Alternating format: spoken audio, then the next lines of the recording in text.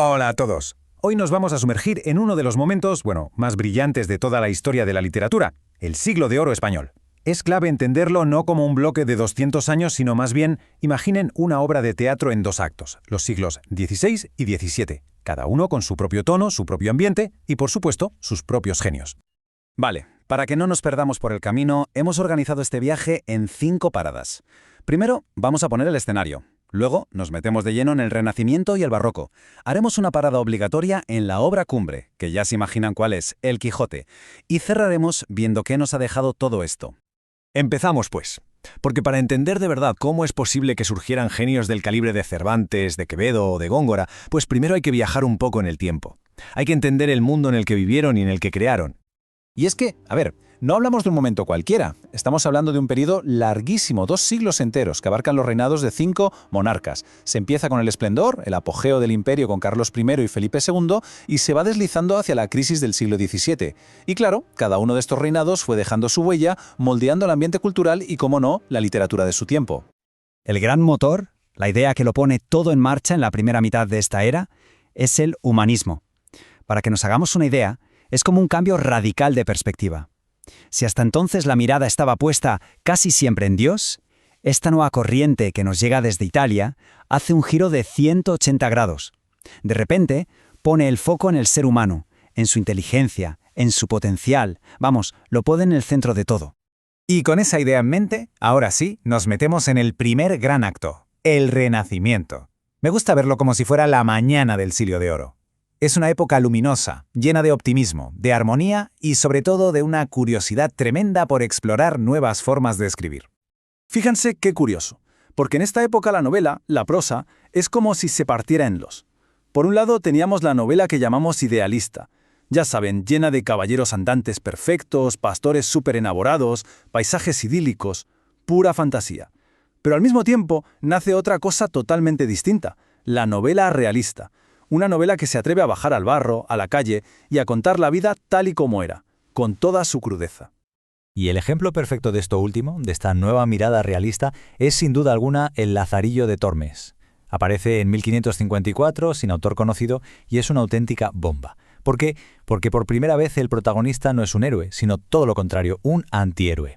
Un chaval de clase baja que tiene que tirar de ingenio, de picaresca, para poder sobrevivir, para comer, que rompió todos los esquemas de la época.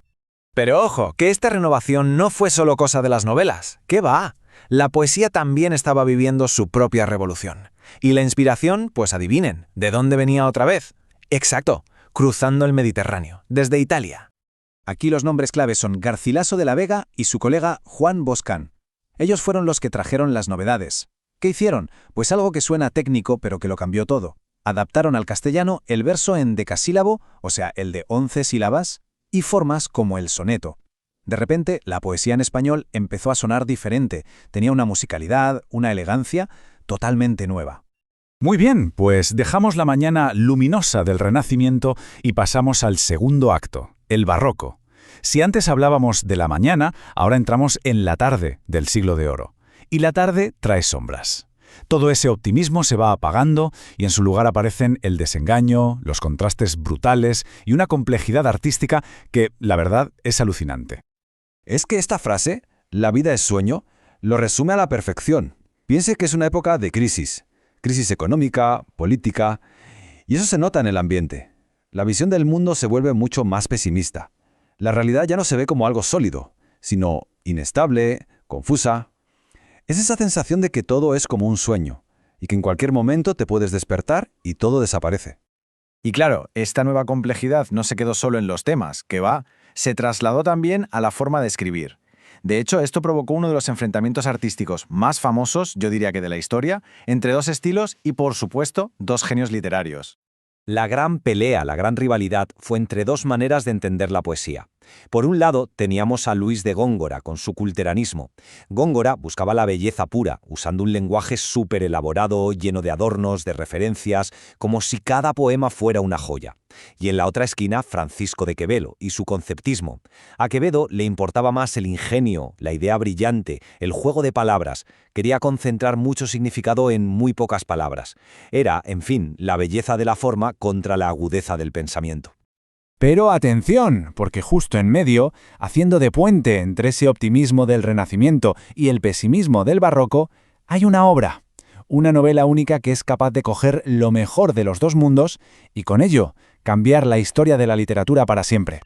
Y sí, claro, ya se lo imaginan. Estamos hablando, como no, del ingenioso hidalgo Don Quijote de la Mancha de Miguel de Cervantes, una obra monumental, publicada en 2 partes, que supuso un antes y un después.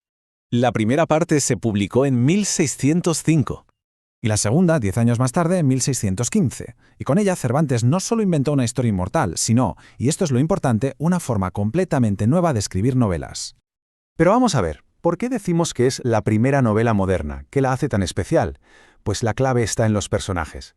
Hasta ese momento los protagonistas de las historias eran bastante planos, ¿no? Como arquetipos, casi como piezas de ajedrez que siempre hacen lo mismo. Pero aquí, por primera vez, Don Quijote y Sancho Panza son personajes redondos. ¿Qué quiere decir esto? Pues que son complejos, que dudan, que aprenden, que cambian a lo largo de la historia, evolucionan. Se sienten tan de verdad, tan humanos, que cambiaron las reglas del juego para siempre. Bueno, y ya para ir cerrando, vamos a recoger un poco las ideas clave, a resumir el increíble legado que nos dejó esta edad de oro de nuestras letras. Así que, en definitiva, hemos hecho un viaje que nos ha llevado desde la armonía, el optimismo y el equilibrio del Renacimiento, que buscaba ante todo la claridad, hasta la tensión, el contraste y el desengaño del Barroco, que disfrutaba con la complejidad, con el adorno. Son, en el fondo, 2 maneras casi opuestas de ver el arte y, de hecho, de ver la vida misma. Y esa es quizá la gran reflexión que nos deja este periodo, porque no nos legó solo obras maestras, nos legó 2 formas de mirar el mundo. Por un lado, la mirada idealista del Renacimiento, que confía en la perfección, en la armonía. Y por otro, la mirada desengañada del Barroco, que es muy consciente de la complejidad, del caos, de las contradicciones de la realidad. Y la pregunta que flota en el aire, claro, es ¿cuál de esas 2 voces resuena con más fuerza en nuestro mundo actual?